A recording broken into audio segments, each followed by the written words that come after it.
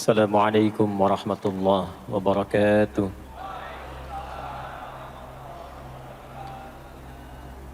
Alhamdulillahilladzi bihamdihi tatimmul barakat wa bifadlihi tatimmus salihat.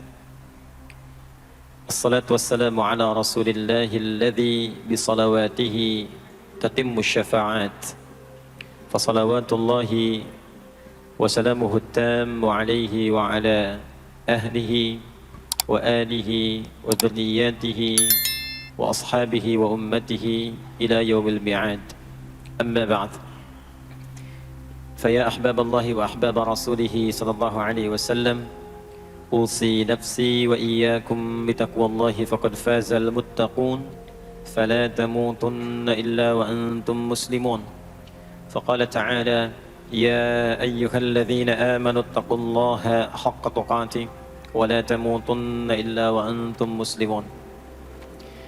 Yang kami hormati para asatidzah, para ulama, keluarga besar di pengurus Masjid Raya Pondok Indah, baik di yayasan, di masjid, dan semua yang terlibat dalam kemakmuran masjid ini, semoga senantiasa diberkahi dan diberikan kemuliaan oleh Allah Subhanahu wa Ta'ala.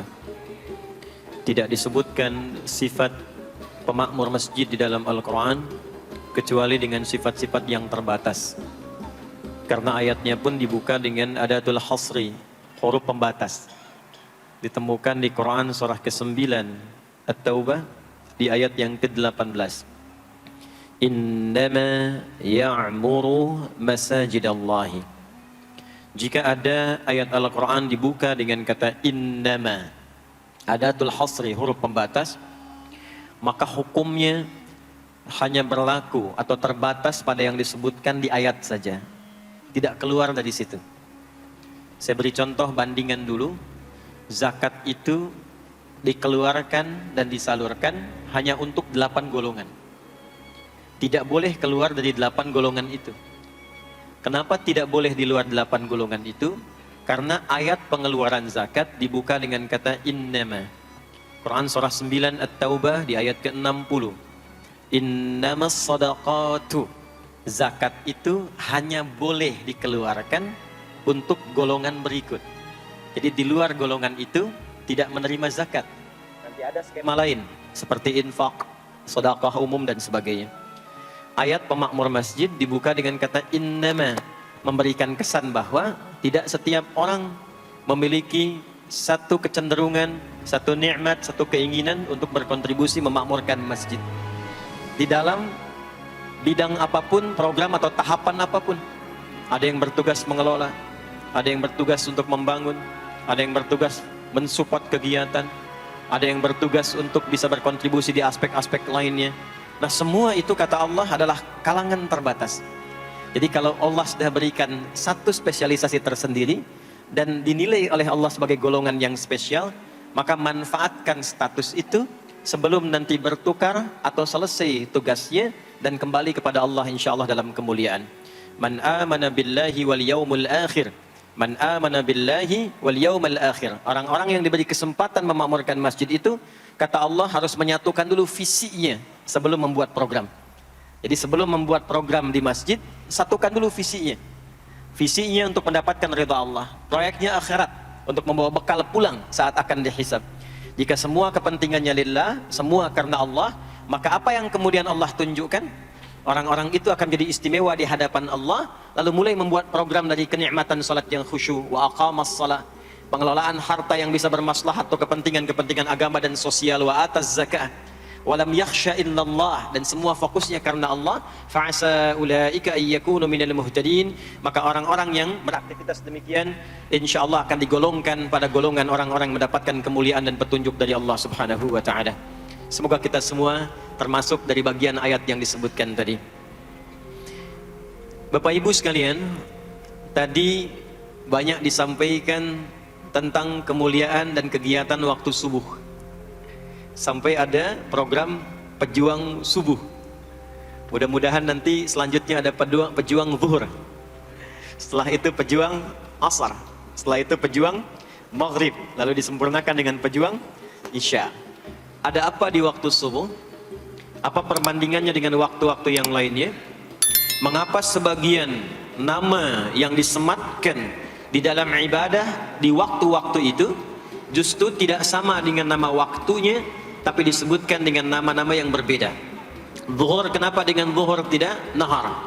Asar kenapa disebut asar tidak masa? Subuh kenapa disebut subuh dan ada dua nama dengan fajar? Ya, kenapa namanya dua? Itu yang coba kita hadirkan di pertemuan kajian kali ini. Mudah-mudahan dari pencerahan yang kita dapatkan di kesempatan pagi ini ada bekal terbaik yang kita bawa pulang setelah menunaikan ta'lim ini insyaallah. Tidak cukup dengan amin, kita mulai dulu ya. Bismillahirrahmanirrahim. Kita mulai Quran surah ke-17 Al-Isra di ayat ke-78. Bismillahirrahmanirrahim.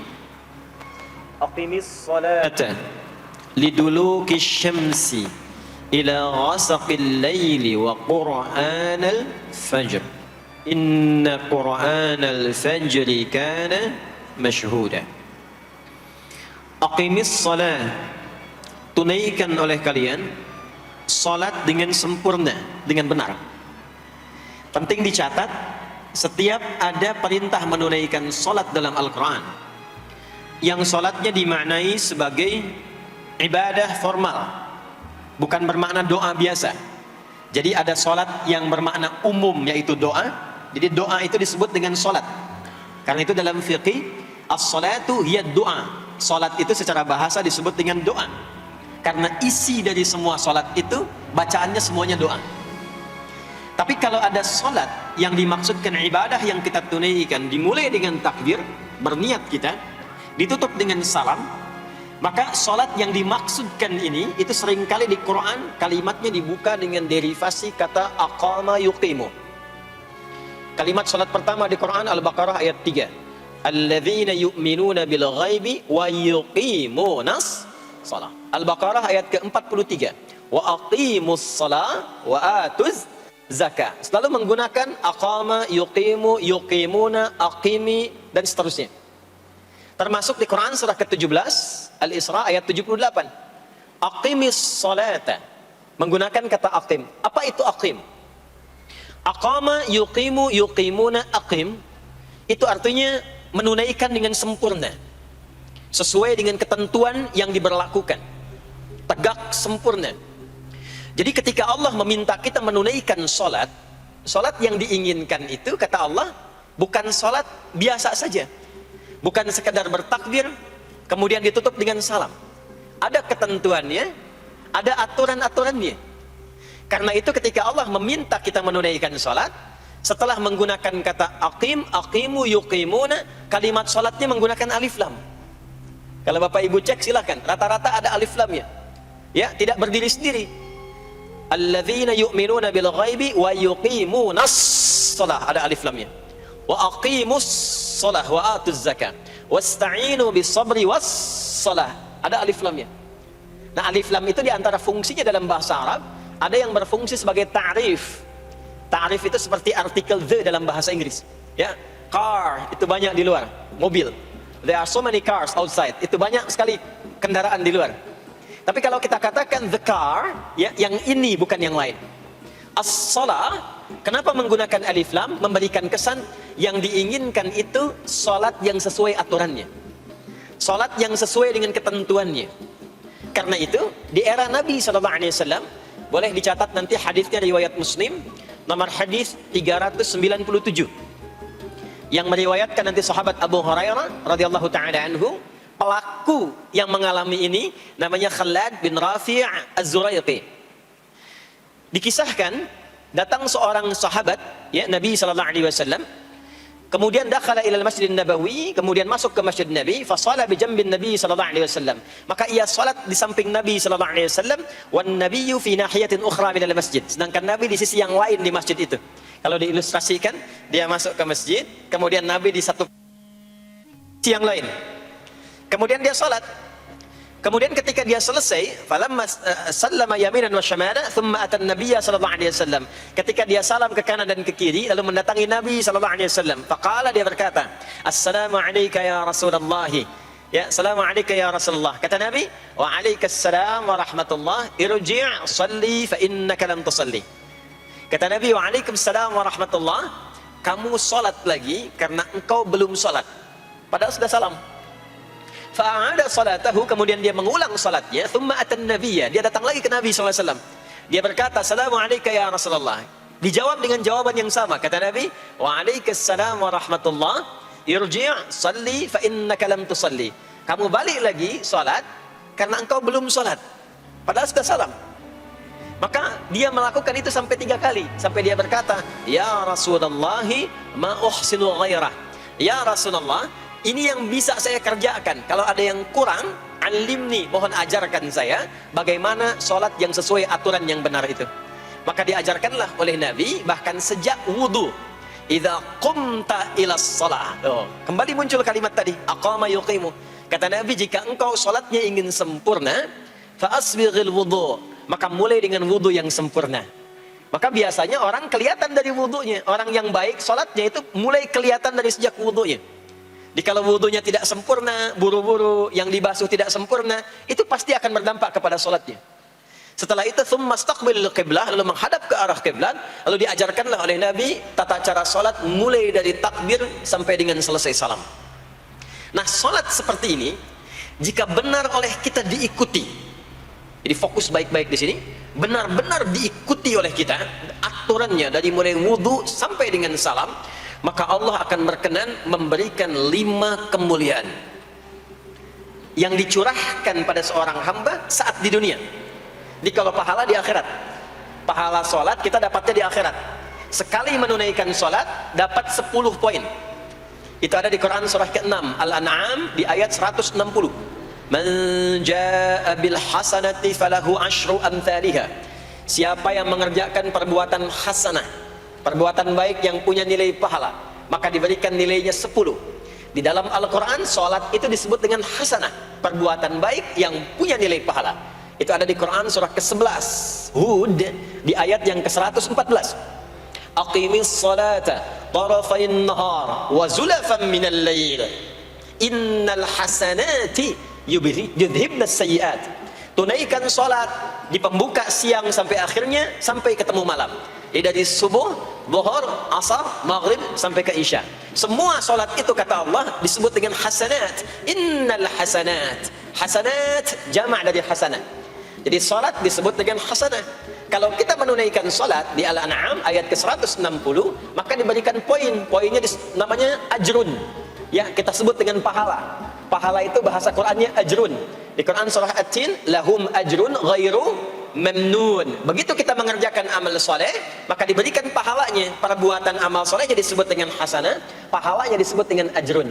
10 itu ngitungnya bukan begini, bukan 1, 2, 3, 4, itu terlalu sedikit.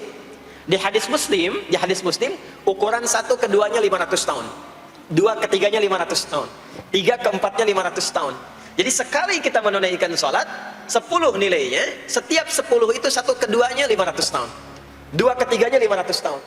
Kalau ditunaikan di masjid, ya, ditunaikan di masjid, nanti dapat lagi tambahan pahalanya. Baru masuk datang ke masjid dengan niat sholat, bukan yang lain ya. Kan ada orang yang kadang ke masjid niatnya tidak sempurna ibadah, mungkin janjian ketemu teman, ya, akhi, bro, ketemuan yuk, ya. Di mana? Di Pondok Indah aja, sambil sholat duhur. Sambil sholat duhur, jadi sholatnya sambil, ya, nyambi itu, ya. Substansinya mau ketemu kan, agenda intinya ketemuan, sambil sholat duhur. Nah, kalau kita niatkan mutlak untuk ibadah, apapun itu, mau sholat, mau baca Quran, mau i'tikaf, itu baru datang, baru menginjakkan masjid, masuk dengan kaki kanan, baru datang, itu sudah dicatatkan 25 kebaikan. Belum apa-ngapain. Jarak 1 ke 2-nya tadi 500 tahun, 2 ke 3 500 tahun. Kalau dilakukan sholatnya berjamaah, maka dapat tambahan 27, kalikan 27. Sudah dapat 10, 10 kali 27 berapa tuh? Ya, 270. Setiap satunya kalikan 500 tahun. Maka sholat di masjid itu bukan main-main. Itu kelihatannya nanti 2. Saat sakaratul maut, pahala itu ditampakkan. Jadi pahala itu bukan sekarang. Pahala itu saat kita pulang. Nanti begitu akan meninggal, ditampakkan itu. Ya, pahala yang telah kita kerjakan itu dalam bentuk amal yang diridhoi oleh Allah. Makanya orang-orang yang rajin beramal saleh, ya, hasanahnya banyak, itu hidupnya tenang. Karena dia merasa tenang, jiwanya pun tenang. Ketika pulang pun dia berada dalam ketenangan. Itu yang menjadikan dia kadang senyum. Ada orang yang akan meninggal itu senyum. Dia sedang baca Quran, ada yang sedang duduk, ada yang sedang ngaji, ada yang sedang sholat. Saking tenangnya, panggilannya pun tenang. Quran surah 89 ayat ke-27 sampai ayat 30. Ya ayyatuhan nafsul mutmainnah, hei jiwa-jiwa yang tenang, irji'i ila rabbiki radiyatan mardiyah, cepat pulang, aku sudah ridha dengan amalmu, engkau pun akan ridha dengan pemberianku. Fadkhuli fi ibadi, masuk golongan hambaku. Ibad itu jama' dari kata abdun. Abdun itu adalah nama bagi hamba yang senantiasa memperbanyak ibadah. Ketika dia ibadah punya hasanat, maka dikonfirmasi saat pulangnya, ditampakkan hasanatnya, ditampakkan hasil pahalanya. Itu yang menjadikan, pernah dengar Sayyidah Asyah, Siti Asyah? Siapa beliau? Istrinya Fir'aun kan? Ya, kan ada kisah Fir'aun dalam Al-Quran. Ketika beliau akan dieksekusi oleh Fir'aun, la'natullahi alaih, Fir'aun itu akan mengadab, akan menghukum istrinya sendiri, Sayyidah Asyah. Ketika akan disiksa dan sudah diikat dalam tiang itu, akan disiksa, maka beliau berdoa, Siti Asyah itu, dan doanya diviralkan di Al-Quran. Rabbi bennili indaka baitan fil jannah wa najjini min fir'auna wa amali. Ya Allah, aku telah berislam, mempertahankan akidahku saat ini sampai dengan sekarang. Maka mohon ya Allah, berikan kepadaku anugerah di surga nanti, bangunkan satu istana di surga. Dan selamatkan aku dari buruknya siksa Fir'aun, sehingga menjadi tanda bagi orang-orang yang akan beriman, bahwa beriman itu menyenangkan. Maka apa yang terjadi? Saat sakaratul maut itu ditampakkanlah oleh Allah istana di surganya, maka dia tersenyum. Dalam senyum itu Fir'aun kan gak ada imannya, jadi gak ada koneksinya. Maka mulai menghardik, kata Fir'aun, ini perempuan mau dieksekusi kok malah senyum. Dia nggak tahu kalau dalam keadaan itu surganya sedang ditampakkan, istananya ditampakkan. Maka meninggallah beliau dalam keadaan sedang menatap istana surganya, ya, dan berhasil wafat dalam husnul khatimah. Dan Fir'aun tidak mencelakai, tidak menghukum, tidak menyiksa beliau itu kecuali dalam keadaan sudah wafat, ya, ini tak terasa lagi. Itulah orang-orang yang saleh, orang-orang yang punya banyak hasanah, ditampakkan sakaratul mautnya, lalu dihisab, nanti baru dikonfirmasi. Maka sekarang diberitakan sebagai ilmal yaqin, saat sakaratul maut diperlihatkan sebagai ainal yaqin, saat masuk nanti ke surga dirasakan sebagai haqqul yaqin. Maka ada ilmal yaqin, ainal yaqin, haqqul yaqin. Itulah yang menjadikan kita sering berdoa supaya semua kegiatan dunia yang menjadi hasanah, dan di akhirat dikonfirmasi lagi hasanahnya. Ada di Al-Baqarah surah kedua di ayat ke-201. Wa minhum man yaqulu rabbana atina fid dunya hasanah wa fil akhirati hasanah wa qina adzabannar. Nah, perbuatan hasanah yang pertama itu salat. Jadi ketika kita salat ada pahala. Pahala itu urusan akhirat. Nanti ketika meninggal dapat. Itu bakal pulang. Kita gambarkan nih supaya nggak bingung ya. Yuk, kita ilustrasikan sejenak ya. Bismillah. Bapak Ibu kelihatan ini ya? Ibu kelihatan Bu ini? Alhamdulillah, alhamdulillah. Ini pejuang subuh, belum ditulis sudah kelihatan ya. Alam itu kan yang kita tinggali, kita rasakan, dan nanti yang kita yakini ada 3 kan. Ini sering saya sampaikan belakangan ini di beberapa kesempatan. 1, sekarang ada yang disebut dengan ardun, al-ard, yang kita terjemahkan dengan bumi tempat kita tinggal sekarang. Ya, sekarang kita ada di mana? Di Masjid Pondok Indah ya. Bagian dari bumi. Ini di bumi. Sifatnya disebut dengan dunia. Jadi dunia itu asalnya bukan nama alamnya, tapi lebih kepada sifatnya. Ya, dunia. Dari kata dana yadnu dunuwan wa dunyaan. Artinya sesuatu yang cepat, sesuatu yang fana, sesuatu yang rusak, yang hilang. Jadi semua sifat kehidupan kita di tempat ini itu berlangsung cepat. Ya, kayaknya baru kemarin ketemu, sekarang sudah ketemu lagi. Kayaknya baru kemarin kenalan teman SD, sekarang sudah saling punya cucu. Ya, dan semua sifatnya rusak. Ini gelas kalau didiamkan, besok-besok kotor, rusak. Baju kalau didiamkan nggak diapa-apain, rusak. Ya, kendaraan kalau didiamkan semewah-mewahnya nggak diapa-apain, rusak. Itulah dunia. Kenapa diperkenalkan viral dunianya dibandingkan dengan bumi dan ardonnya? Untuk memberikan kesan yang kuat kepada jiwa kita. Hei, jangan sampai terjebak dengan kehidupan dunia yang sementara yang ditinggalkan. Jangan memperebutkan sesuatu yang rusak. Jangan berselisih pada sesuatu yang hilang. Ya, kan sekarang banyak orang aneh ya, memperebutkan sesuatu yang pada akhirnya yang diperebutkan itu rusak sendiri. Ya, memperebutkan sesuatu berselisih pada sesuatu yang akan ditinggalkan, kan sama-sama meninggal. Untuk apa memperselisihkan sesuatu yang akan ditinggalkan? Kok bisa berantem, berselisih, saling mencela pada sesuatu yang sama-sama akan ditinggalkan? Itulah kenapa sering dipopulerkan dengan nama dunia. Dunia, ingat ya, kita tinggal di dunia ini. Maksudnya apa? Hei, hidupmu sementara. Hei, terkadang kita lupa bahwa itu akan berlangsung dengan cepat. Saat nanti meninggalkan tempat itu, ada tempat lain yang akan kita kunjungi. Setelah dunia apa? Oh? Belum ke akhirat. Ada waiting room dulu. Nah, sini ada waiting room. Tempat nunggu sementara sebelum nanti ke alam yang ketiga. Namanya disebut dengan kubur. Afala ya'lamu idza bu'thira ma fil kubur. Surah apa itu? Surah Al-Adiyat, surah ke-100 di ayat yang ke-9. Namanya kubur. Sifatnya disebut dengan barzakh. Ya, alamnya barzakh. Bainahuma barzakhul la yabghiyan. Barzakh itu pemisah. Bukan alam yang sesungguhnya berkehidupan, bukan. Sementara aja pemisah dari alam yang lain. Jadi sekat yang tak nampak sekatnya, tapi memisahkan dua yang berbeda, itu disebut barzakh. Bapak Ibu, kalau kita pernah lihat di lautan, atau orang diving, menyelam ke laut, atau kita lihat misalnya suka ada program di YouTube ya, tentang lautan itu, kan air yang tembus ke laut itu, dari mana-mana kan, dari sungai menyatu. Pernah lihat ada bagian lautan tertentu yang nggak nyambung tuh arusnya, antara kanan dengan kirinya. Ikan yang di sini nggak bisa tembus ke sini, begitu ke sini balik lagi, sini balik lagi. Nah itu barzakh namanya, barzakh pemisahnya. Nggak kelihatan, tapi memisahkan dua bagian yang tidak menyatu. Bainahuma barzakhul la yabghiyan. Alam ini kenapa disebut barzakh? Karena dia memisahkan antara kehidupan di bumi dengan sifat dunia, dengan kehidupan di alam yang ketiga namanya akhirat. Akhirat. Kalau sudah ada taknya, ada akhir, ada akhirat. Kalau sudah ada taknya di ujung, itu artinya ujung sesuatu yang gak ada awal lagi setelah itu. Ya sudah berakhir di situ. Ya. Jadi kalau di sini meninggal, masuk ke sini. Di sini selesai, ke sini ke akhirat. Tapi kalau di akhirat ini ujungnya gak ada meninggal lagi. Ya, gak ada wafat lagi, gak ada meninggal lagi. Jadi gak usah update status kalau di sini, statusnya akan abadi. Kalau di sini masih berpindah-pindah. Ya, mau status apapun dunia akan ditinggalkan. Begitu selesai pindah ke sini. Di sini mulai sama. Yang pejabat, yang pengusaha, pebisnis, ya, yang diplomat, yang macam-macam sampai ke sini mulai sama. Almarhum.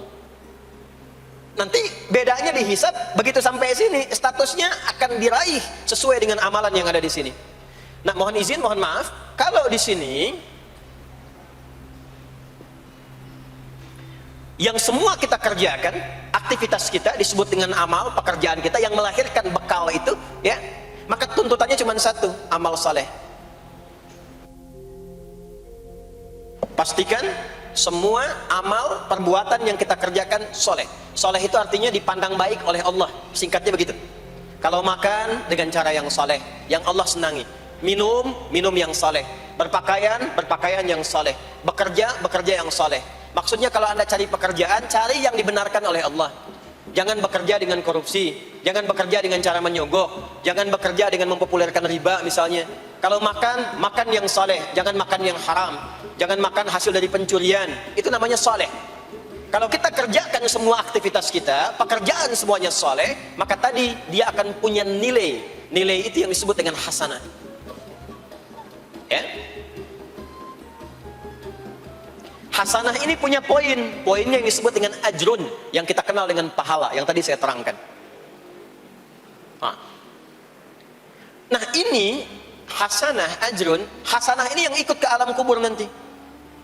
Yang ininya tidak amalnya. Contoh, gampangnya begini, saya tunjukkan. Ini ada minuman. Ya, minum itu kan aktivitas standar, amal standar untuk menghilangkan haus. Siapapun bisa minum. Mau yang beriman, mau yang belum beriman. Saya sering katakan belum beriman dengan harapan sama-sama beriman sebelum wafat. Ya, itu adabnya. Maka bagaimana cara minum ini supaya menjadi soleh? Kata Nabi di hadis Al-Bukhari, perhatikan, idza quddimat ta'amu, kalau hidangan disajikan, mau makanan mau minuman, khudh bi yaminika ma yalik, ambil dengan tangan kananmu, thumma sammillah aw iqra bismillahirrahmanirrahim. Maka sebelum diminum ucapkan bismillahirrahmanirrahim. Maka kalimat bismillahirrahmanirrahim itu yang akan menjadikan aktivitas minum menjadi hasanah. Dituliskanlah pahalanya, namanya ajrun. Minumannya itu selesai, itu masalah dunia. Hausnya hilang, keluar jadi kotoran, itu minumannya. Jadi gelasnya nggak ikut ke alam kubur. Ya, minumannya nggak ikut. Yang ikut apanya? Ini hasanahnya. Jelas sampai sini? Karena itu, semua aktivitas yang kita kerjakan dalam berkehidupan itu pasti ada pedoman dalam Al-Quran dan hadis detailnya untuk membimbing semua aktivitas kita menjadi soleh. Pedoman itulah yang sering kita kenal dengan nama doa namanya. Nah. Silahkan Bapak Ibu cek, tidak ada satupun di dalam Islam aktivitas yang dikerjakan kecuali bersanding dengan doa di dalamnya. Coba cek ya, bangun tidur sudah ada doanya? Sudah. Makan ada doanya? Berpakaian ada doanya? Dan kalau kita mau jujur, itu semua aktivitas doanya nggak sama. Bangun tidur dengan mau tidur sama nggak doanya? Bahkan urusan ke masjid nih, masuk masjid ada doanya nggak? Kakinya diatur kan? Kanan. Keluar masjid ada doanya? Doa masuk dengan keluar sama nggak?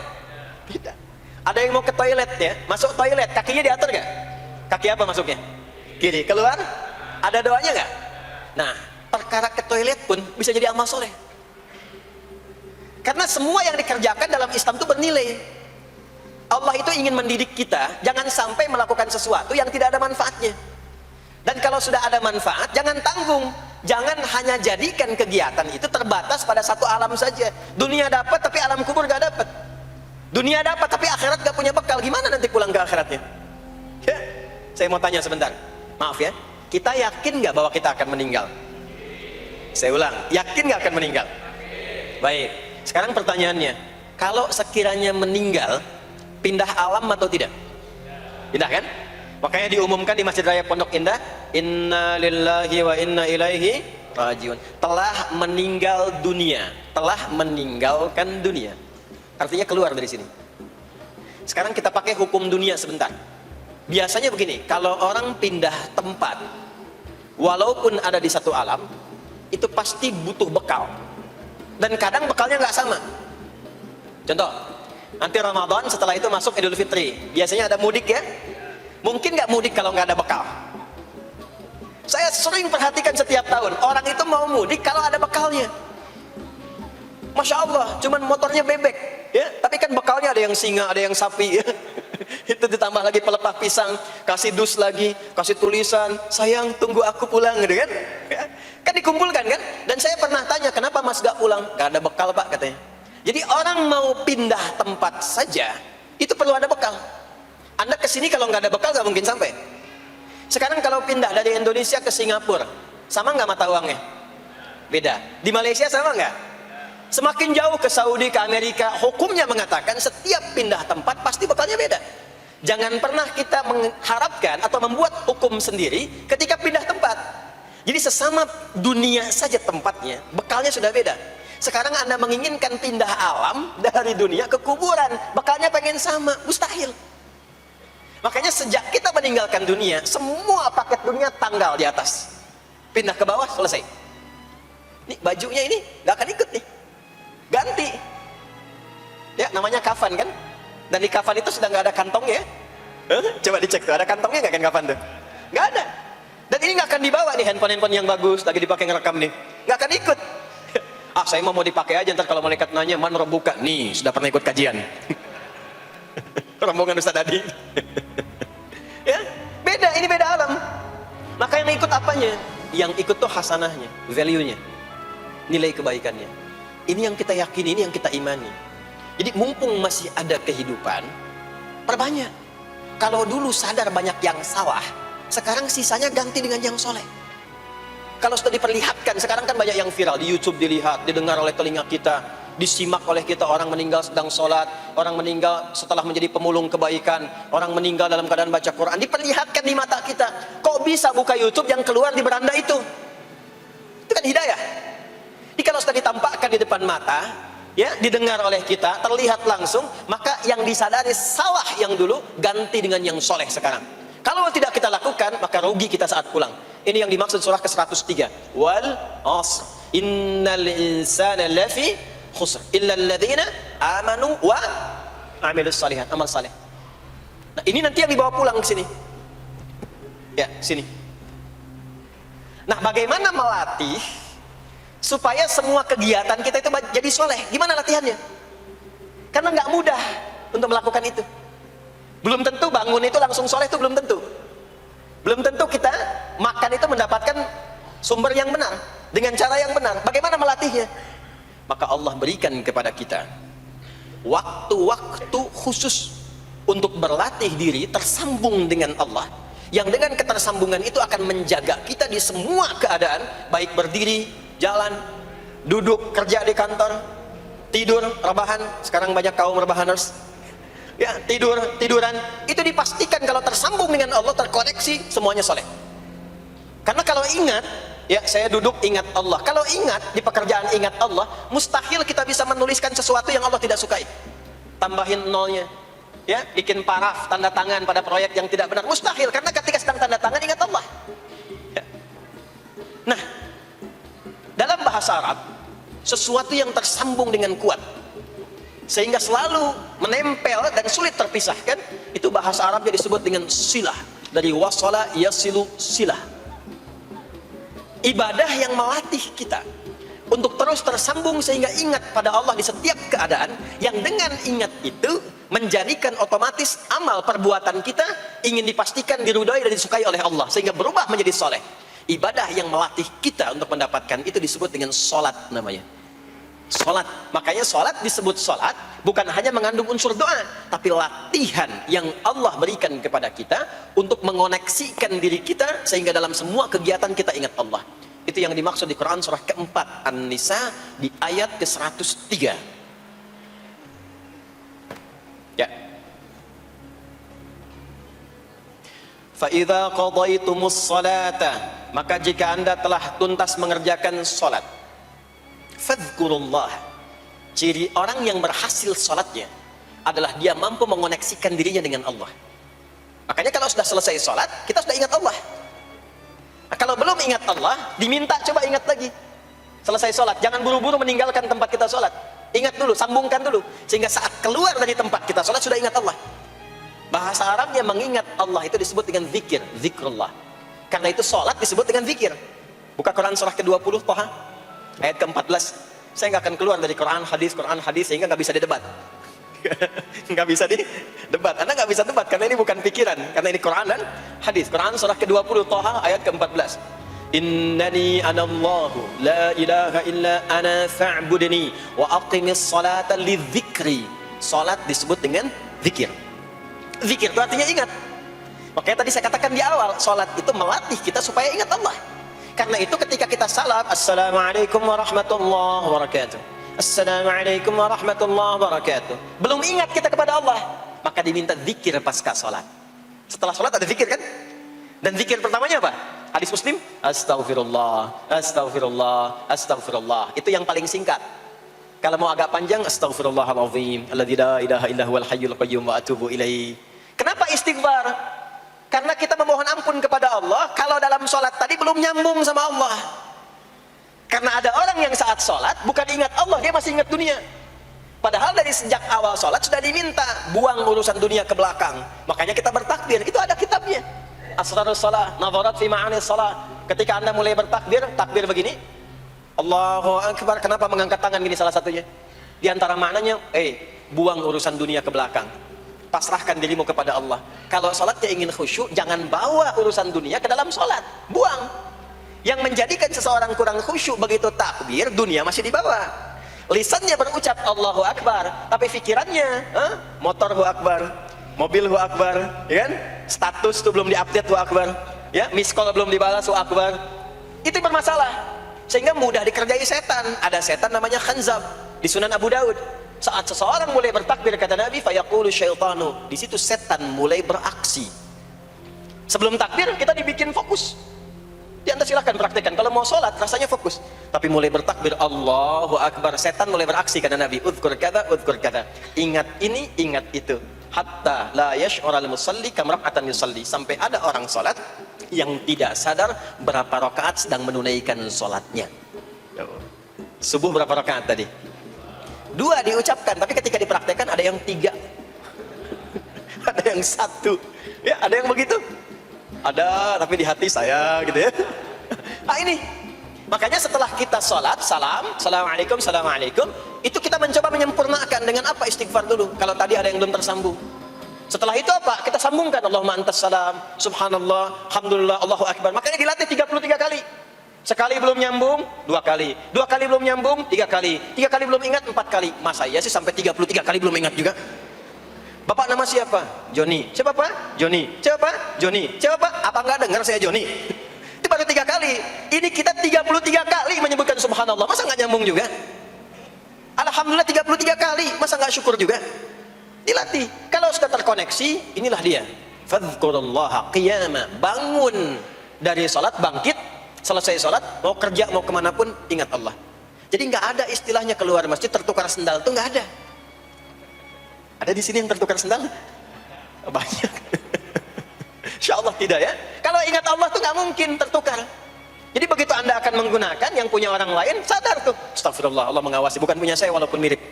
Ya, walaupun mirip. Ya, pakai yang punya kita, itu akan diarahkan. Tapi kalau nggak ingat ada yang mengawasi, nggak ingat ada yang lihat, nggak ingat akan dihisab. Mana ya tadi? Oh, ini dia, masya Allah lupa saya. Pakai masya Allah lah gitu. Dia pakai yang paling bagus tuh, pulang dia, padahal dia ke masjid tuh nggak pakai sendal. Pekerjaan juga begitu, nggak akan sembarangan ngambil yang bukan haknya, kerjakan proyek yang tidak benar. Demi Allah, kalau di Indonesia ini mestinya benar semua sholatnya makmur. Wah, para polisi itu tenang tugasnya gitu, ya. Tentara juga nyaman, di pekerjaan tuh nggak usah ada CCTV, ya, nggak usah ada e-tilang, nggak usah ada kamera di jalan, gitu kan? Ah, ini karena kenapa? Latihannya nggak maksimal. Ini pentingnya sholat itu. Jadi semua menjadi amal soleh. Semua jadi amal soleh. Begitu ingat Allah, maka berdiri ingat Allah, jalan ingat Allah, duduk ingat Allah, berbaring pun ingat Allah. Kalau sudah ingat Allah, pasti disebut nama Allah. Ini yang dimaksud hadis Nabi. Qala Rasulullah sallallahu alaihi wasallam, kullu amrin dhi balin la yubda'u fihi bi bismillahirrahmanirrahim fa huwa abtar. Setiap perbuatan yang baik yang dibenarkan oleh hati setiap hamba, lalu diikutkan bismillahirrahmanirrahim. Enggak mungkin orang nyebut bismillahirrahmanirrahim kalau enggak ingat Allah. Minum, bismillahirrahmanirrahim. Makan, bismillahirrahmanirrahim. Bekerja, bismillahirrahmanirrahim. Itu ketika dikerjakan langsung jadi hasanah. 10 poin. Ada pahalanya. Dan jangan dianggap ringan ya. Ini kalimat ringan tapi menentukan saat pulang, saat meninggal nanti. Nah, kalau enggak disebutkan bismillahirrahmanirrahim atau tidak bacakan doa yang menyertainya, maka jadi dunia saja, solehnya hilang, tinggal amalnya. Dibalasnya di dunia, akhiratnya nggak ada. Itu yang dimaksud Quran surah ke-25 Al-Furqan ayat 23. Wa qadimna ila ma 'amilu min 'amalin faj'alnahu haba'an manthura. Kalau ada orang berbuat baik di dunia tapi tidak disertakan niat akhirat, kami balas dunianya. Anda kerja belasan tahun, puluhan tahun untuk dunia aja, dapat gaji, dapat benefit, dapat penghargaan. Ada yang juara, ada yang dapat bintang, champion. Ya, ada yang promosi jabatan, tapi niatnya untuk dunia. Allah adil, kata Allah, kerja keras dia untuk dunia, saya balas dengan balasan dunia. Tapi kalau diniatkan akhirat, dunia dapat, akhiratnya pun dapat. Kan kerjanya sama, etosnya sama, di tempat yang sama. Kita niatkan akhirat, gak ada ruginya. Begitu meninggal, dapat. Beruntungnya dan bersyukurnya kita sebagai muslim, kita itu lengkap informasinya. Urusan kubur, ada informasinya. Akhirat, ada informasinya.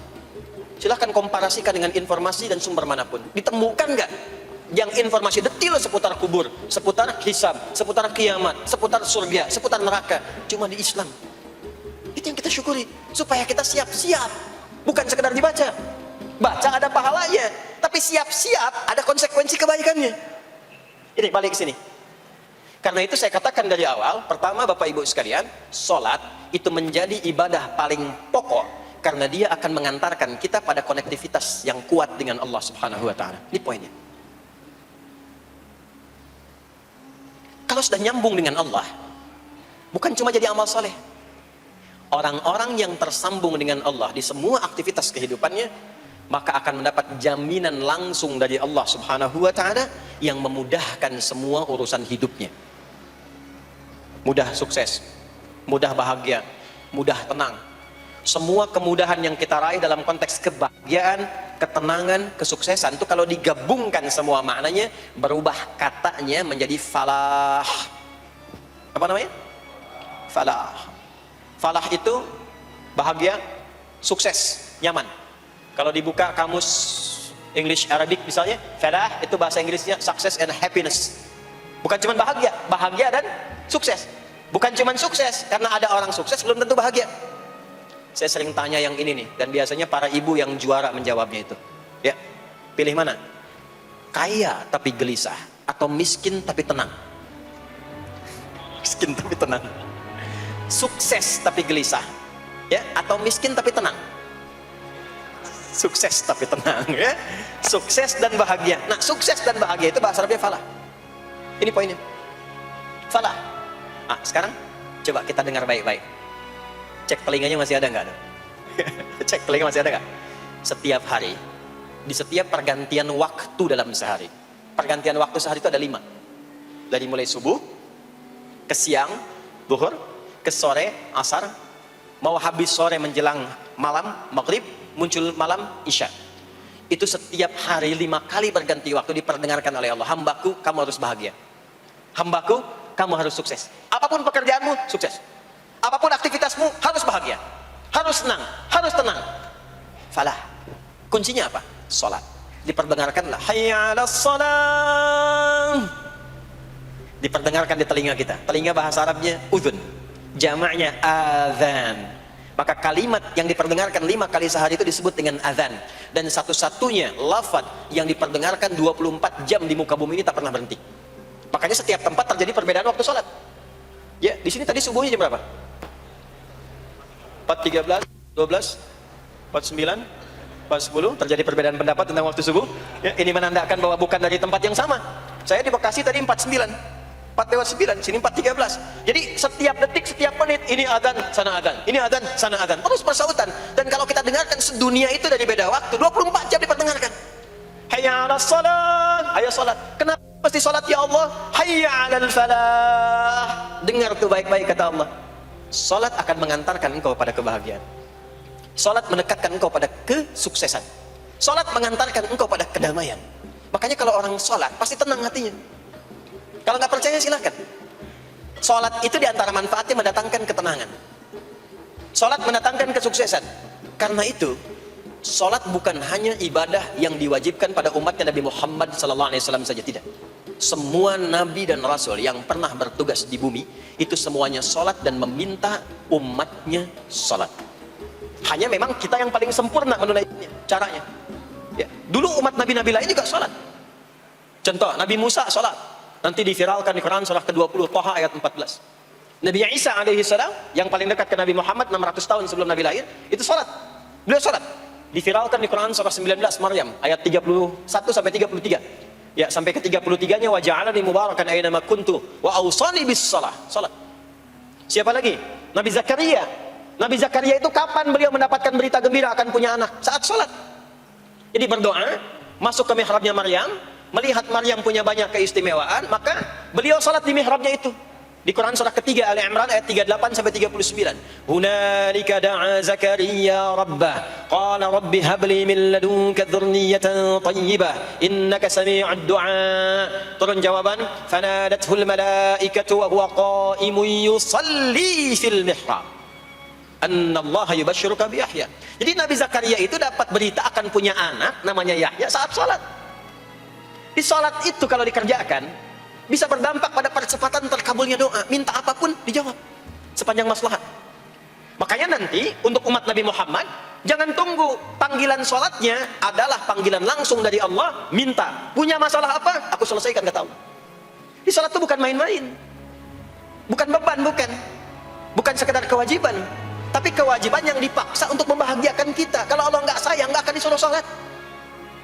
Pak, Bu, itu panggilan sholat. Perhatikan panggilan pertamanya, Al-Baqarah ayat 45. Wasta'inu bis sabri wassalah. Kata Allah, hei hambaku, kalau engkau punya masalah, sabar dulu, terima. Karena aku titipkan masalah itu kepadamu untuk meningkatkan kualitas hidupmu, bukan ingin membebanimu. Dan tidak mungkin aku uji engkau dengan masalah itu kecuali engkau mampu mengatasinya. La yukallifullahu nafsan illa wus'aha. Nah sekarang bawa itu lewat sholat, minta solusi kepada Allah, terima dulu dengan sabar. Setelah itu belajar untuk meningkatkan kualitas hidup, dan bawa lewat sholat, minta solusi. Ternyata saat kita menunaikan sholat, itu diperintahkan oleh Allah, minta punya masalah apa. Makanya kita katakan, begitu Allah perintahkan, wasta'inu bis sabri wassalah. Hei, kalau punya masalah, terima dengan sabar, minta tolong, minta solusi kepada Allah lewat sholat. Maka ketika kita minta, kita robah kalimatnya dari wasta'inu, kata perintah, menjadi bentuk permohonan, fi'il mudhari. Iyyaka na'budu wa iyyaka nasta'in. Itu ketika Anda mengucapkan iyyaka na'budu wa iyyaka nasta'in, fikihnya begini, ucapkan di lisan, hadirkan dalam hati dan pikiran kita masalah apa yang sedang kita rasakan. Minta kepada Allah solusinya. Minta. Ini bukan sekedar diucapkan. Karena hadis qudsinya berbunyi begini, hadis qudsinya. An Abi Hurairah radhiyallahu ta'ala anhu qala Rasulullah sallallahu alaihi wasallam, qala Allah azza wa jalla, Allah berfirman. Saya langsung saja ke bagian kalimat iyyaka na'budunya. Idza qala al-'abdu, kalau seorang hamba berkata dalam salatnya, iyyaka na'budu wa iyyaka nasta'in, ya Allah, sekarang hamba salat kepadamu, ibadah hanya kepadamu, seperti yang kau perintahkan. Maka hamba memohon kepadamu, ya Allah, seperti yang kau janjikan. Wa iyyaka nasta'in. Lalu hadirkan dalam benak kita, ya Allah, engkau maha tahu sebelum hamba ungkapkan. Hamba punya persoalan ini. Mohon kepadamu, ya Allah, hilangkan semua masalah itu. Berikan hamba solusi yang terbaik. Berikan hamba keberkahan darimu. Itu sekilas hadir dalam jiwa kita. Maka apa yang terjadi? Qala Allah azza wa jalla, dijawab kalimatnya itu, hadza baini wa baina 'abdi wa li 'abdi ma sa'al. Ini perjanjian antara aku dengan hambaku. Kalau hambaku benar salatnya sampai kalimat ini, apapun yang dia mintakan sekarang, aku akan kabulkan. Sepanjang itu ada maslahat untuk dirinya. Dicontohkan itu oleh Nabi Zakaria. Beliau itu minta saat berdiri, Pak, bukan saat sujud. Dimulai dari berdiri. Nanti akumulasinya saat sujud. Itu berdiri aja, kalau benar mintanya dikabulkan. Tidak menunggu selesai sholat. Dan ada fikihnya, nggak sembarangan, ada fikihnya nanti. Ada fikihnya, ya, ada tuntunannya. Poinnya adalah sholat itu solusi. Makanya jangankan Nabi yang tadi saya sebutkan, Nabi Ismail, itu saking pentingnya sholat, wasiat beliau yang diviralkan di Al-Quran untuk semua keluarganya, sholat. Ada di Quran surah 19 Maryam ayat 55. Wa kana ya'muru ahlahu bis salah. Kata Allah, dan tercatat Ismail itu pernah berwasiat meminta semua keluarganya, hei, sholat. Jadi kalau kita mau urut sampai ke atas, semua sholat. Muhammad sallallahu alaihi wasallam bin Abdullah bin Abdul Muttalib bin Hashim bin Abdul Manaf bin Qusay bin Murrah bin Kilab bin Ka'ab bin Ghalib bin Fihr bin Malik bin Nadar bin Kinana bin Khuzaimah bin Mudrikah bin Ilyas bin Nizar bin Mudar bin Ma'ad bin Adnan bin Addi bin Adri bin Muqawwam bin Nahur bin Tarikh bin Ya'rub bin Yasjub bin Nabit bin Ismail alaihi salam bin Ibrahim alaihi salam bin Azar atau bin Nahur bin Abir bin Kinan bin Arfakhshad bin Sam bin Nuh alaihi salam bin Mikhlail bin Tushalah bin Kinan bin Anwas bin Tis bin Adam alaihi salam. Semua sholat. Coba ulangi itu. Semua sholat. Para nabi sholat, para rasul sholat. Anda bukan nabi, bukan rasul, nggak mau sholat, dan pengen mudah hidupnya, pengen masuk surga Firdaus lagi. Anda sehat. Jadi ini pentingnya sholat itu bukan cuma kewajiban, tapi diwajibkan, dipaksa dengan wajib itu supaya bahagia, supaya falah. Makanya kalau ada panggilan azan, cara memahaminya ini falah. Oh, ini solusi saya di sini nih. Kebahagiaan saya ada di sini. Kesuksesan saya ada di sini. Ya, makanya ketika dipanggil oleh muadzin, hayya 'alas shalah, labbaik, siap saya.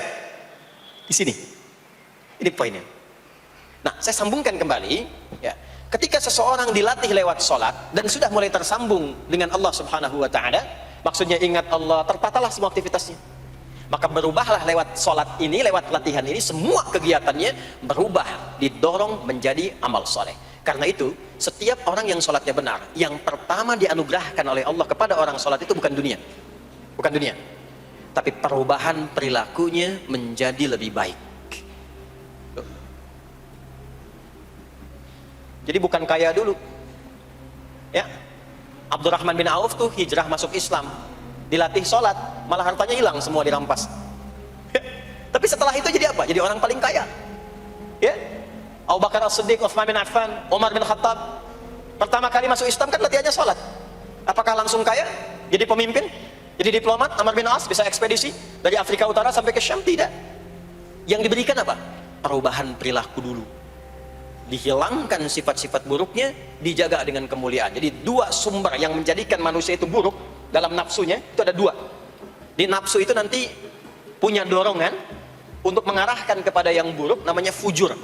Lawannya nanti takwa. Lawannya takwa. Di Quran surah Asy-Syams surah 91 ayat 7 sampai 10. Wa nafsin wa ma sawwaha fa alhamaha fujuraha wa taqwaha. Nah, fujur itu nanti yang membisikkan, mengarahkan kepada hal-hal yang negatif. Itu yang ditunggangi oleh setan. Setan memberikan waswas itu ke nafsu, ke fujurnya. Alladzi yuwaswisu fi sudur. Di dalam sudur ada qalbu, di dalam qalbu ada nafas, di dalam nafas ada fujur. Fujur itu yang digoda. Maka keluarlah kemudian dua hal. Yang pertama ada yang disebut dengan fahsya. Fahsya itu dorongan dari syahwat untuk berbuat yang menyimpang.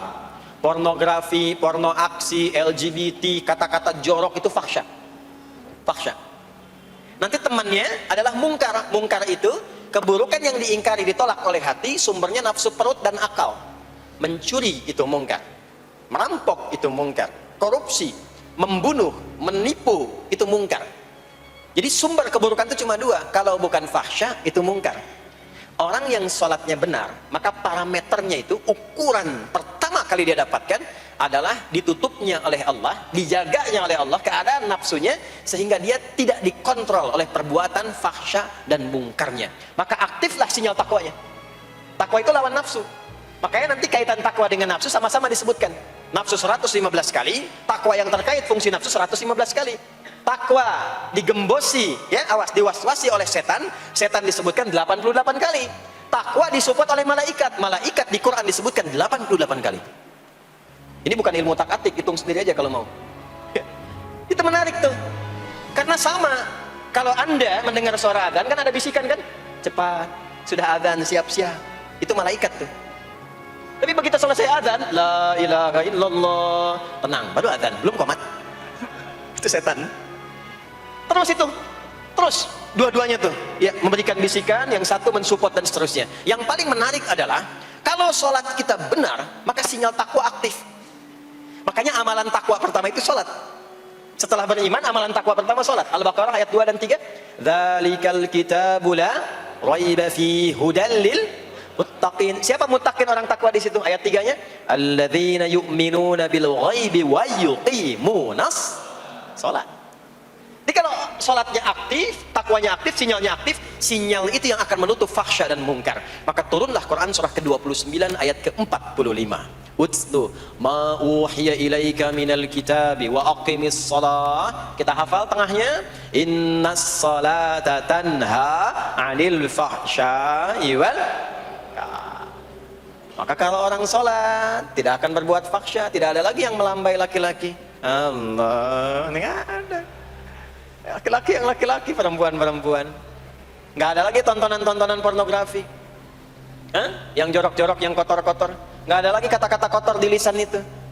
Karena lisannya dilatih untuk mengucapkan yang baik-baik. Allah, sami'allahu liman hamidah, subhanallah, alhamdulillah, Allahu akbar. Makanya pasca sholat itu berubah.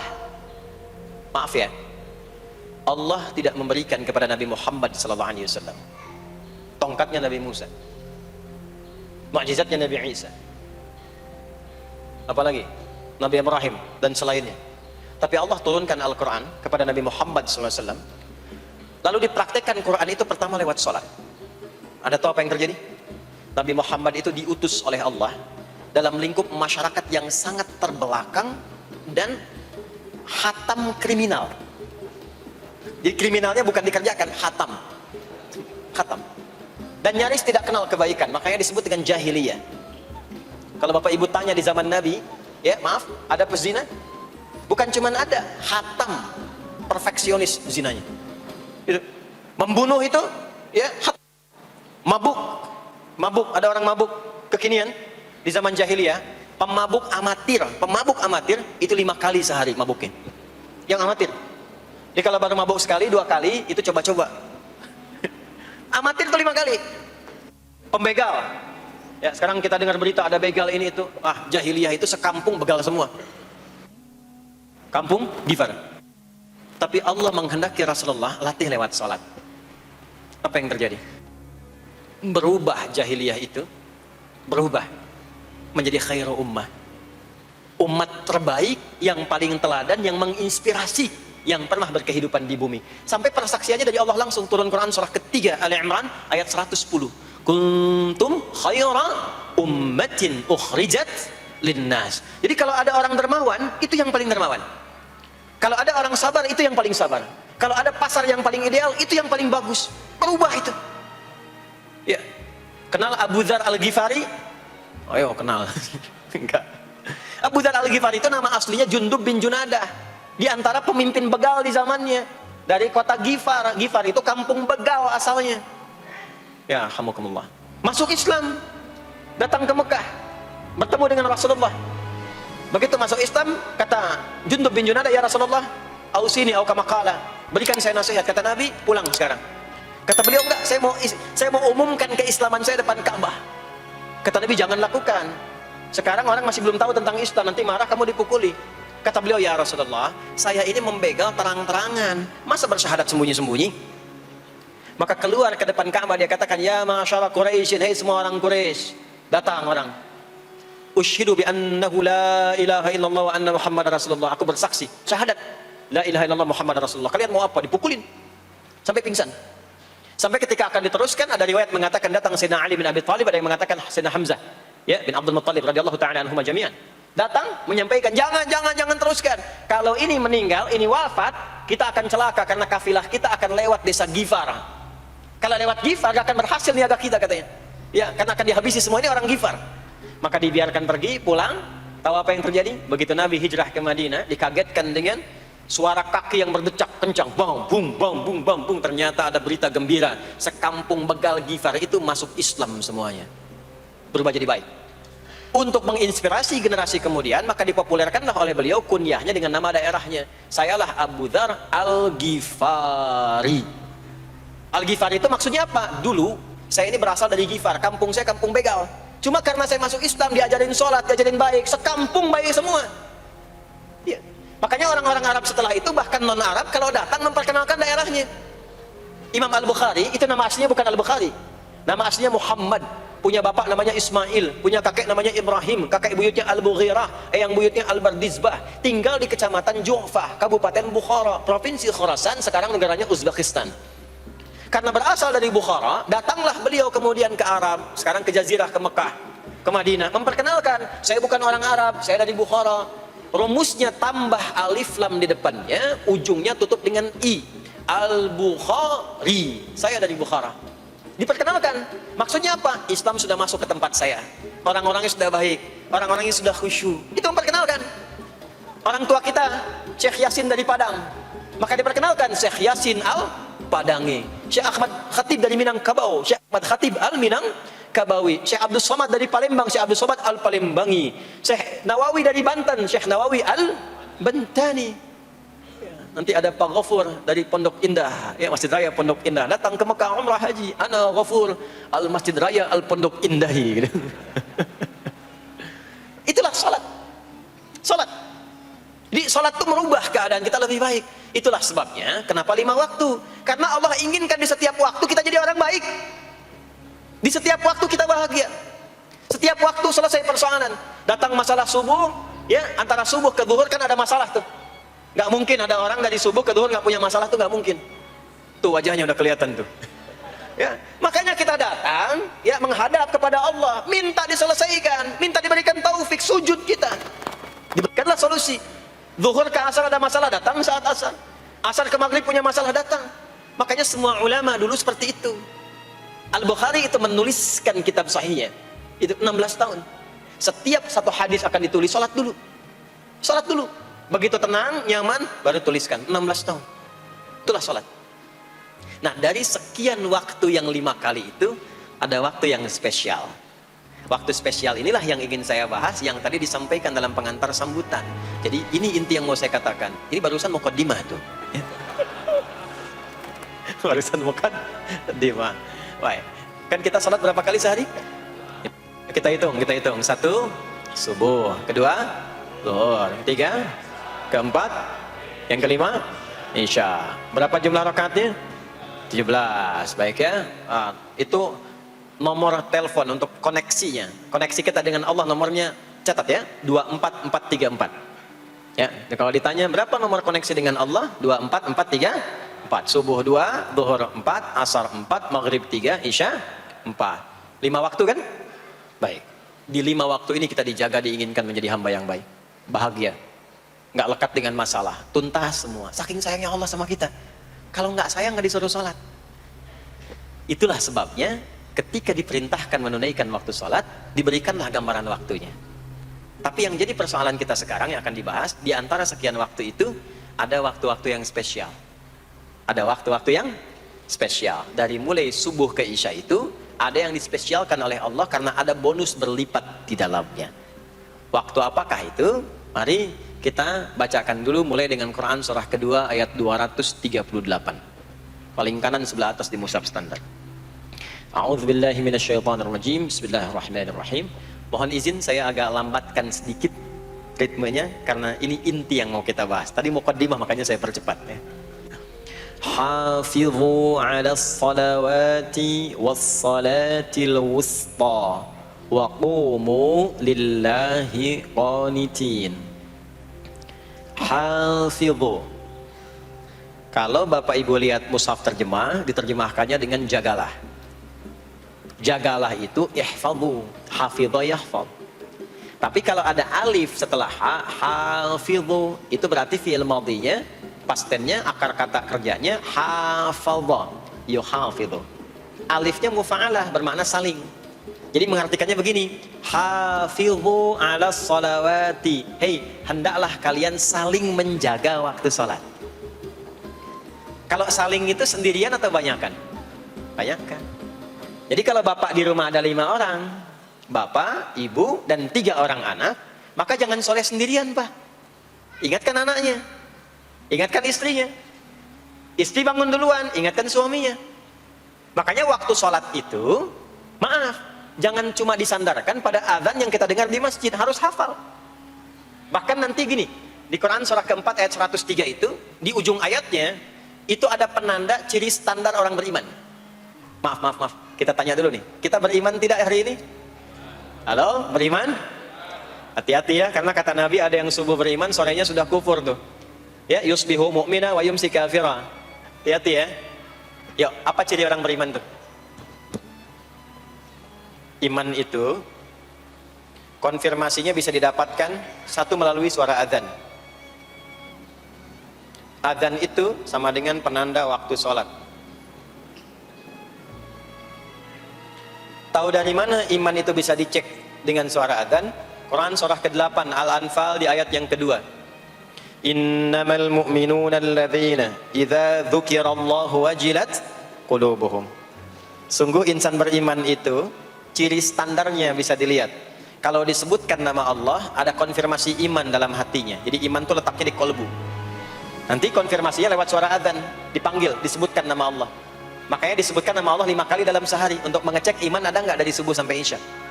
Ya, Allahu Akbar, Allahu Akbar. Ada getaran di hati kita, sudah adzan. Nah itulah iman. Itulah iman. Makanya orang yang punya iman dengan yang belum punya iman akan beda getarannya. Ini hanya dimiliki oleh orang yang punya iman saja. Yang belum punya iman nggak bisa, nggak punya itu. Allahu Akbar, Allahu Akbar. Surah apaan nih? Toanya kencang banget. Ya. Tapi kalau orang beriman, Allahu Akbar, Allahu Akbar, ya Allah sudah adzan. Itu konfirmasi itu. Nah, nanti semakin tinggi imannya, bahkan ada yang orang sudah menunggu sebelum tiba waktunya. Tadi subuh jam 4:13 di sini. Ada yang nunggu dari jam 3. Padahal belum dipanggil. Ya. Masya Allah. Di Bekasi 4:09. Allahu Akbar, Allahu Akbar. Azan. Ingat dia. Nah, itu ciri beriman. Cuman imannya standar. Jadi bukan iman yang kuat, standar. Kuat belum, lemah tidak. Allahu Akbar, Allahu Akbar. Jam 4:09, jam 3 sudah bangun. Nunggu itu, iman yang kuat. Masya Allah, ada yang baru subuh dan nunggu isya. Ditunggu. Kuat. Ada yang sudah qomat, sudah la ilaha illallah, belum kepanggil, dipanggil 4:09, dia baru bangun jam 9:04. Tuh. Nah, ini iman lemah di bawah. Ciri standar, karena dipanggil ingat, maka ciri standar orang beriman itu tahu waktu sholat. Harus tahu Pak, Bu, itu standarnya. Itu ada di Quran surah keempat, di akhir ayat 103. Inna salata kanat 'alal mu'minina kitaban mawquta. Kalau pakai terjemah balaghah itu bunyinya begini, sungguh orang beriman itu pasti tahu waktu sholat. Nah, jadi kalau ditanya jam berapa tuh nanti belum bisa kita jawab dengan sempurna, itu artinya apa? Imannya belum naik itu ke level standar, belum menguat. Ya, ini poinnya. Nah, nanti kapan waktu sholat itu tiba? Kalau ada yang belum ingat, jangan dibiarkan tidak ingat. Makanya kata Al-Quran, saling menjaga ya waktu sholat itu. Jangan sampai di keluargamu, ada temanmu, kolegamu, bahkan tetanggamu itu nggak tahu waktu sholat. Bahkan nggak sholat, itu bahaya. Kalau memang sayang sama anak, ingatkan. Sayang istri dengan suami, ingatkan. Tanda istri beriman yang cinta dengan suaminya, tanda pertamanya ketika mengingatkan suaminya pada semua hal yang disukai oleh Allah. Begitu sebaliknya. Maka kata Al-Quran, hafidhu, saling menjaga waktu sholat. Disebutkan di situ alas sholawat, bentuknya begini. Tulisannya alif, lam, waw, alif, tak maftuha begini. Alas, begini tulisannya. Karena nanti ada yang begini, ada yang begini. As-salat, ada yang begini. Biar saja, enggak usah. Ada yang begini, tak marbutah. Seperti Al-Baqarah ayat 3. Alladzina yu'minuna bil ghaibi wa yuqimuna as-salat. Begini tulisannya. Ada yang begini. As-salat pakai alif, tak, begini. Tapi di Al-Baqarah ayat 238 tulisannya begini. Alas salawati, taknya terbuka. Secara singkat begini, secara singkat. Kalau tulisannya begini, maka yang dimaksud salat fardu. Yang dimaksud salat apa? Salat fardu. Salat fardu itu ada berapa? 5 waktu. Maka kata Allah, hei, saling jaga ya. Waktu salat yang fardu itu yang 5 waktu. Di antara yang 5 itu ada yang spesial. Wassalatil wusta, waktu yang pertengahan, tengah-tengah di antara 5 waktu itu. Yuk kita tuliskan dulu sebentar. Salat ada salat apa saja? Subuh, kemudian zuhur, kemudian asar, kemudian nggak cukup, ambil ke sini, maghrib, kemudian isya. Tuh. Subuh, zuhur, asar, pindah sini, maghrib, isya. Lihat rumusnya. Jadi yang sholat pertengahan yang mana? Jangan lihat tulisannya itu ya, karena subuh di tengah-tengah disebutnya subuh ya. Sholat pertengahan yang mana? Asar apa subuh? Subuh apa asar? Apa dalilnya? Kita pakai dalil. Nah, sholat pertengahan itu disebutkan oleh Nabi itu ada 2. Ada subuh dan asar. Qala Rasulullah sallallahu alaihi wasallam yata'aqabuna fiikum malaikatul laili wa malaikatun nahari fi salatil asri wa fi salatil fajri. Berebut semua malaikat yang bertugas di siang dan malam, berebut membersamai kita. Kalau berebut itu artinya kalau ada yang berdoa diaminkan, kalau ada yang mohon ampun diistighfarkan oleh malaikat. Jadi malaikatnya minta kepada Allah, ya Allah ampuni si fulan, ya Allah ampuni si fulan, ya Allah si fulan, dan seterusnya sampai selesai. Itu khusus di salat asar dan salat subuh. Sampai kemudian thumma yas'aduna ila sama, kemudian mereka para malaikat itu kembali bertugas masing-masing, lalu Allah mengonfirmasi kepada mereka untuk menunjukkan kebenaran tugas malaikat yang tidak bermaksiat. Allah Maha tahu tentang hambanya, Maha tahu, tapi Allah ingin menunjukkan kepada kita apa yang benar dari lisan malaikat itu yang nggak pernah berdusta. Ya, maka Allah bertanya kepada malaikat, bagaimana keadaan hambaku ketika engkau tinggalkan? Maka disampaikan oleh malaikat itu, ya Allah, aku meninggalkan hambamu si fulan, dia sedang menunaikan ibadah, dia sedang sholat kepadamu, dan khusyuk berdoa, dan seterusnya. Maka apa jawabannya? Saksikanlah, ketika malaikat menyampaikan sedang ibadah, maka turun bonus dari Allah untuk mengampuni dosa si hamba itu. Itulah manfaatnya waktu pertengahan. Waktunya disebutkan di hadis ini asar dan subuh. Antara asar dan subuh itu masih ada yang unggul, ada yang istimewa lagi. Apa yang istimewa? Antara asar dan subuh yang istimewa terletak di subuhnya. Jadi dari 5 waktu ini, yang pertengahan asar dan subuh, karena amal di bawah, ditunjukkan untuk mendapatkan penilaian langsung dari Allah seketika dan memberikan jawaban dari apa yang kita inginkan, asar dan subuh. Tapi dibandingkan asar dengan subuh, bila keduanya dibandingkan, dua-duanya mulia. Maka subuh punya kemuliaan yang tidak dimiliki oleh asar. Ya, makanya nanti asar bisa bertemu dengan zuhur, masih ada jama, masih ada qasar. Maghrib ketemu isya, masih ada jama, ada qasar. Ya, tapi subuh nggak bisa dijama, nggak bisa dikosor. Ya.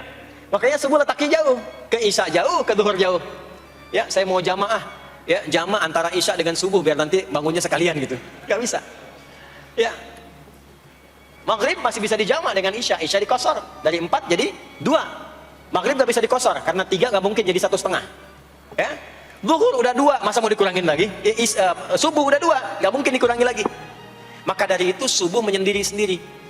Nah, ada apa kemuliaan di subuh itu? Maka turunlah Quran surah ke-17 ayat 78 yang tadi saya bacakan di awal. Aqimis salata liduluki syamsi ila ghasaqil lail. Sampai sini zuhur sampai isya. Duluki syamsi tergelincir matahari itu zuhur. Sampai ghasaqil lail tiba malam itu isya. Lalu ditutup ujungnya wa qur'anal fajr. Khusus untuk subuh itu ditambahkan selain sholat ada bahasa Quran di Quran sendiri. Khusus untuk subuh redaksinya ditambahkan dengan Quran. Apa itu Quran? Halo, apa itu Quran? Kalau tidak tahu cepat katakan wallahu a'lam. Apa itu Quran? Wallahu a'lam. Ada Quran, ada Al-Quran. Ada Quran, ada Al-Quran. Kalau yang disebut Al-Quran itu mutlak firman Allah. Dari mulai Al-Fatihah sampai An-Nas. Ini yang terdapat di dalam mushaf ini, di 2 jilid ini. Ya, itu Al-Quran. Kalau disebutkan Quran tanpa alif lam, maka yang dimaksudkan bacaan secara umum. Apakah itu Al-Quran, doa, istighfar, semua bacaan itu Quran. Kemuliaan sholat subuh itu dimulai sejak waktu fajar, matahari mulai keluar sinarnya untuk membelah gelapnya malam, itu sinarnya disebut dengan fajar. Nanti subuhnya saya terangkan di akhir. Sinarnya membelah kegelapan malam, fajar shadiq. Maka pada saat itu bukan hanya sholatnya yang punya keistimewaan seperti sholat asar tadi, tapi semua bacaannya langsung dijawab seketika oleh Allah Subhanahu wa taala. Dipersaksikan oleh seluruh malaikat dan dijawab langsung oleh Allah Subhanahu wa taala. Jadi kalau Anda berdoa, maaf, doanya lebih cepat terkabul kalau dipanjatkan dengan cara yang benar dan khusyuk. Kalau Anda istighfar, langsung dijawab. Kalau kita baca Quran, pahala langsung dituliskan berlipat. Itulah kemuliaan waktu fajar. Jadi Allah sendiri yang menyampaikan, bukan cuma sholat yang penting, semua bacaannya itu langsung didengar, langsung direspon, langsung dipersaksikan.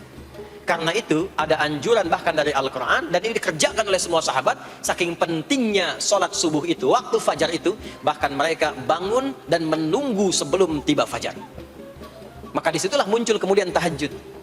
Maka muncullah kemudian istighfar sebelum waktu subuh. Ya, ada amalan, ini saya mau kasih rahasia ya. Tapi tolong jaga, ini antara kita saja di sini. Ya, rahasia. Ada waktu sebelum subuh. Cuman 15 sampai 20 menit kurang lebih. Ingat ya, kalau dikonversi sekitar 15 sampai 20 menit waktunya. Namanya waktu sahar. Sahar, jamaknya ashar. Jamak itu karena setiap hari oleh Allah dikasih itu. Sahar, jamaknya ashar. Rahasianya di mana?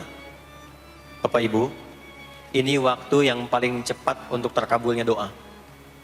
Anda mau minta apa saja, hadisnya qudsi. Ibadi, kata Allah, hambaku, siapapun yang bermohon sekarang aku kabulkan, yang minta aku berikan. Wa man istaghfara li ghafartu lah. Siapa yang minta ampunan, istighfar, aku ampuni dia sekarang juga. Baik, Bapak Ibu begini, saya tanya nih, kalau ditawarkan, minta apa saja diberi, ya, terus minta ampun juga diampuni, pilih mana? Minta apa saja diberi, mau minta apa saja, atau mau minta ampunan istighfar, pilih mana? Jujur aja, kalau ada proyek nilainya 100 miliar, ya, ada utang 1 miliar belum ditutup, terus belum minta apa saja diberikan. Pilih mana? Minta 100 miliar, potensi dikabulkan, atau minta diampuni dosa, pilih mana? Pilih salah satu, nggak usah dua-duanya. Oh, ada tawaran dikasih 100 miliar atau diampuni dosa, pilih mana? Ampuni dosa. Pelan banget ya. Kata ibu kalau bisa dua-duanya gitu. Coba, kalau ada rumus begini, Anda disuruh memilih apakah dunia dan seisinya atau memilih ampunan Allah, maka pilih ampunan Allah. Karena nanti ada rahasia yang kedua. Banyak rahasia ini. Ada rahasia istighfar. Istighfar itu kalau sudah menyatu dengan jiwa kita, sudah terbiasa maksudnya. Biasa istighfar, dan jadi karakter, jadi kebiasaan. Bukan hanya pasca sholat, di mobil istighfar, di kantor masuk istighfar, sudah kebawa, udah refleks itu. Faidah keutamaan untuk orang yang rajin istighfar itu ada 2. 1, diampuni dosanya oleh Allah, yang cirinya nanti akan dijaga dari maksiat. Ya, bukan maksum, karena maksum itu untuk para nabi. Itu para nabi dan rasul. Manusia nggak ada yang maksum selain nabi dan rasul. Maksudnya apa? Diberikan petunjuk oleh Allah untuk menjaga diri. Sehingga ketika dosanya diampuni, dia nggak berbuat dosa itu lagi. Mata biasa melihat yang tidak baik, tobat, diampuni dosa mata itu, cirinya adalah mata nggak senang lihat yang nggak baik lagi. Itu dosa mata diampuni, ciri tobat diterima. Maka istighfar itu menggugurkan dosa-dosa dan menjaga kita dari perbuatan salah.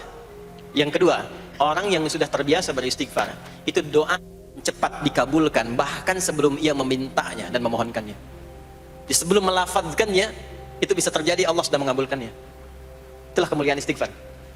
Nah, orang-orang yang istighfar menunggu waktu datangnya fajar, itu mendapatkan kemuliaan langsung dari Allah, sampai dikatakan di Al-Quran, disebutkan sebagai orang-orang yang akan menghuni taman surga yang sekarang sedang beraktivitas di dunia.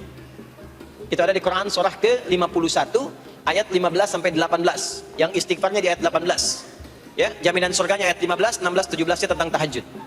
Innal muttaqina fi jannatin wa 'uyun akhidhina ma atahum rabbuhum innahum kanu qabla dhalika muhsinin. 17-nya kanu qalilan minal laili ma yahja'un, bahkan nunggu waktu sahar, nunggu subuh, tahajud dulu. Kemudian 18-nya wabil ashari hum yastaghfirun. Istighfar. Sampailah tiba dia waktu fajar subuh. Ya. Itu selesai dia istighfar, dapat kesempatan subuh, sholat dulu 2 rakaat. Itu saking tingginya waktu itu, nilainya kata Nabi melebihi dunia dan seisinya. Masya Allah. Makanya muncul kemudian sabda Nabi, raka'atul fajri khairum minad dunya wa ma fiha. 2 rakaat subuh ini daripada dunia dan seisinya. Itu asalnya di sini. Jadi memang subuh itu masih diperjuangkan. Dan subuh itu generatornya, kalau subuh sudah bisa konsisten, yang lainnya ikut. Subuh itu kalau sudah konsisten, subuh ke masjid jamaah, subuh jamaah, bangun tahajud, istiqamah, istighfar. Itu kalau subuhnya sudah bagus, yang lainnya ikut. Ya, makanya ada kaum yang sekarang sangat khawatir jumlah orang Islam kalau sholat subuh itu seperti sholat Jumat, sangat takut itu. Ya, ada ini viral kisahnya, saya nggak ceritakan pun Anda bisa dengar. Ya, jadi ada golongan orang Yahudi yang selalu mengamati jamaah sholat subuh umat Islam, dan dia melihat, ya, ketika mulai ramai, dia mulai katakan, kenapa Anda selalu mengamati itu? Ya, sebab kami lihat kalau jumlah jamaah subuhnya sudah seperti sholat Jumat, itulah kemakmuran, kebangkitan, dan kebaikan umat Islam akan tumbuh kembali. Jadi akan berpengaruh kepada yang lainnya. Itulah mudah-mudahan kegiatan perjuangan subuh, ya, ada pejuang subuh baik di Masjid Raya Pondok Indah, di masjid-masjid yang lainnya, memberikan keberkahan kepada kita, dan puncaknya adalah perubahan pada perilaku. Jadi kalau cuma berjuang datang subuh tapi tidak merubah perilaku, ada yang salah dengan itu semua. Ada yang tidak tepat, ada yang belum sempurna. Itu yang bisa kita sampaikan sebagai kajian pembuka kita di kesempatan kali ini. Mudah-mudahan ada manfaat yang bisa kita dapatkan. Kesimpulannya adalah, salat adalah inti amalan kita yang bisa merubah alur kehidupan kita dunia dan akhirat. Salat kunci kebahagiaan, salat kunci kesuksesan, salat kunci datangnya rahmat Allah Subhanahu wa taala.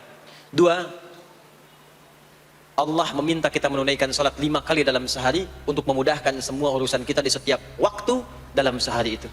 Dan yang ketiga, di antara sekian 5 waktu itu ada waktu-waktu yang istimewa, yaitu asar, dan yang paling istimewa adalah subuh ataupun fajar. Mudah-mudahan kita bisa konsisten menunaikan dan menjaga waktu salat itu sampai kita pulang kepada Allah dalam keadaan husnul khatimah. Sementara itu yang disampaikan. Baik, mudah-mudahan ada keberkahan dari apa yang telah disampaikan. pasti apa yang saya sampaikan pasti ada salah, pasti ada yang kurang tepat, pasti ada yang keliru disampaikan. Mohon diingatkan supaya saya koreksi, tinggalkan yang salahnya, ambil yang benar, yang baik, yang kira-kira bisa diamalkan, jauhi hal-hal yang bisa menjauhkan kita dari Allah, dan semoga kita semua diwafatkan dalam keadaan husnul khatimah insyaallah. اللهم تقبل منا إنك أنت السميع العليم وتب علينا إنك أنت التواب الرحيم. اللهم نحمدك حمدا شاكرين كما علمتنا أن نحمدك، ونشكرك شكرا كما علمتنا أن نشكرك. أنت المقدم أنت المؤخر بيدك الخير إنك على كل شيء قدير. اللهم اجعل جمعنا هذا جمعا مرحوما وتفرقنا من بعده تفرقا معصوما. Ya Allah, jadikan pengajian kami pagi di siang hari ini pengajian yang Kau berkahi, dan bila pun kami berpisah, jadikan perpisahan kami mengantarkan pada kemuliaan yang lebih baik di sisimu. Rabbana la tad'a lana fi maqamina hadza dhanban illa ghafartah. Ya Allah, jika ada pendosa hadir di majlis ini, jangan biarkan ia pulang kecuali Engkau telah ampuni segala dosa-dosanya. Wala hamman illa farajtah. Jika ada yang tengah merasakan kegelisahan, jangan biarkan ia pulang kecuali Engkau telah tenangkan keadaan hatinya. Wala asiran illa yassartah. Jika ada yang tengah mengalami kesulitan dalam kehidupannya, di rumah tangganya atau pekerjaannya, maka mohon dengan keikhlasannya angkat dan hilangkan semua kesulitannya.